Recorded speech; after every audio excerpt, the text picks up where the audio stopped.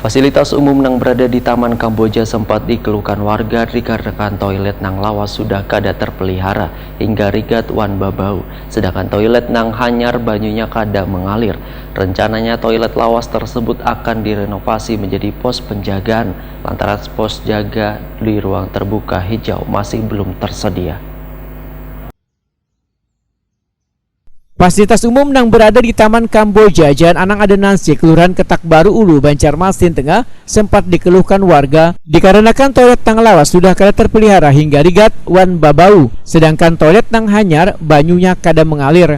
Kabainas Lingkungan Hidup Banjarmasin Alip Yospahlop wae takuni Prima TV Baisukan Kamis 14 Juli 2022 memedahkan bila toilet nang lawas sudah kada dipergunakan lagi, hanya toilet nang hanyar nang bisa dipakai oleh pengunjung. Menurut Alip Yospahlop, kada dipergunakannya lagi toilet lawas yang memiliki 2 pintu tersebut lantaran kondisinya dianggap sudah kada layak lagi. Rencananya toilet lawas tersebut akan direnovasi menjadi pos penjagaan lantaran pos jaga di ruang terbuka hijau tersebut masih belum tersedia.